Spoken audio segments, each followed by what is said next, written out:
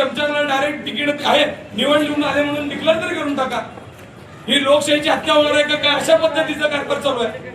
या सोलापूर शहराचा विकास करण्याकरता युवक रात्र दिवस काम करतात, त्यांना या महापालिकेत काम करण्याची संधी मिळावी यासाठी सर्वच पक्षाचे अजून कित्येक लोक आहेत की या प्रक्रियेत या सगळ्या गोष्टींमुळे पडत नाहीत की कुठेतरी आम्ही या प्रक्रियेत असं चाललं असेल तर टिकणार नाही। मग आपण आयुक्तांना आम्ही आता हे निवेदन केले की आपण या निवडणूक प्रक्रियेमध्ये जे काही सीसीटीव्ही फुटेज आहे ते आम्हाला मिळावे, त्याचे सुद्धा आम्हाला उत्तर दिले जात नाही। आम्ही सांगितलं की 4 नंबर आणि 5 नंबर मध्ये पूर्ण रेकॉर्डिंग आम्हाला द्या, लेखी पत्र देऊन सुद्धा त्यांनी आम्हाला रेकॉर्डिंग देत नाहीत। रेकॉर्डिंग मध्ये छेडछाड झालेलीच आहे पण मान्य केलेल्या कागदात सुद्धा तरी कोणतीही कारवाई करायला तयार नाही। आज आम्ही मुख्य सचिवांकडे असीमजी सर्वदेश आहे जे तुम्हाला माहित आहे की खूप मोठे नामवंत वकील आहेत, यांच्या माध्यमातून पिटिशन दाखल केलेलं आहे महाराष्ट्र राज्य निवडणूक अधिकाऱ्यांकडे।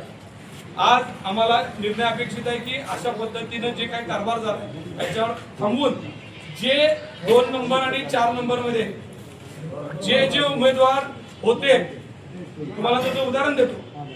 आता सांगितलं जाते की त्या उमेदवारांनीच बी फॉर्म सोबत घेऊन आले होते।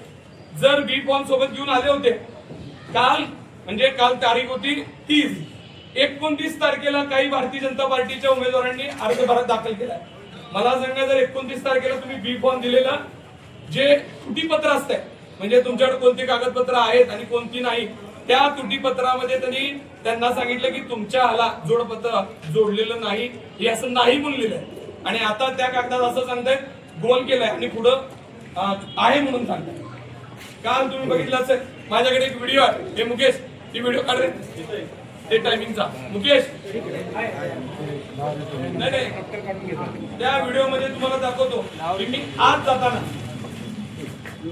त्या आपण जेव्हा बसलो होतो ना ते डॉक्युमेंट दाखवण्याकरता कशा पद्धतीने धावपळ झाली त्याचे व्हिडिओ आहेत।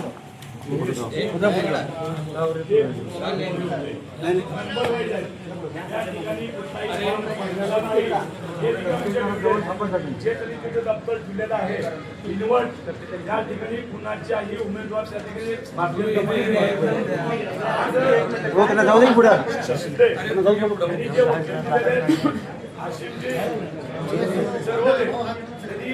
निवडणूक आयोगाला तक्रार नोंदवली त्याची प्रत या ठिकाणी सर्व पक्ष मिळून आता महानगरपालिकेच्या आयुक्ताला दिलेली आहे।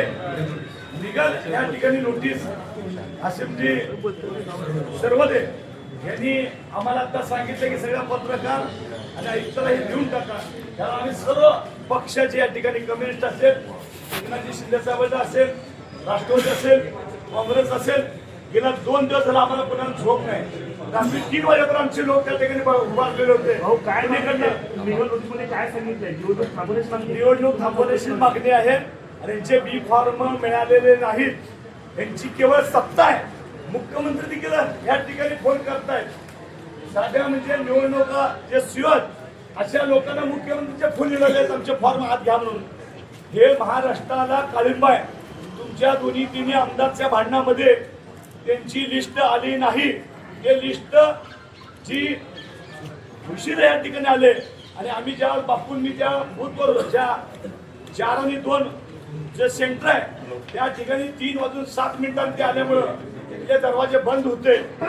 बंद असल्यामुळं तिथं बी फॉर्म दिला गेला नाही। जवळजवळ 32 लोकांचा बी फॉर्म दिला नाही। मी तुम्हाला एक गोष्ट सांगतो, काल तुम्ही सगळ्यांनी लाईव्ह होता, तुमच्याकडे एक माझ्याकडे शूटिंग आहे। या शूटिंग मध्ये मी त्यांच्या असलेले कागदपत्र तपासले, त्याच्या मस्टर मध्ये पद्माकर नाना काळे यांच्या नावासमोर स्पष्ट सांगितलं होतं की त्यांना जोडपत्र जोडलेलं नाही। हा पुरावा कालच्या शूटिंग मध्ये लाईव्ह मधला तुमच्या सगळ्यांच्या रेकॉर्डिंग मध्ये आहे।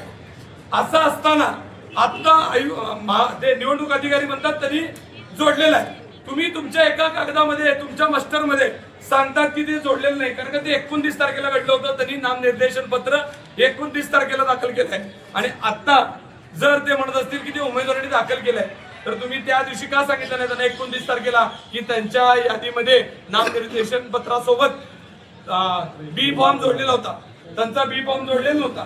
असा प्रत्येक उमेदवाराच्या बाबतीत ही घटना घडलेली आहे। हे बाबू, पण त्याच्यामध्ये असं आहे, तुम्ही जसं म्हणताय की 29 तारखेला अर्ज दाखल हा. केला, पण मग बी फॉर्म हा 30 तारखेच्या दुपारी 3 वाजेपर्यंत दिलं. तुम्ही बरोबर म्हणता, करू शकताय का तुम्हाला नाही? असं वाटतं एकदम बरोबर आहे.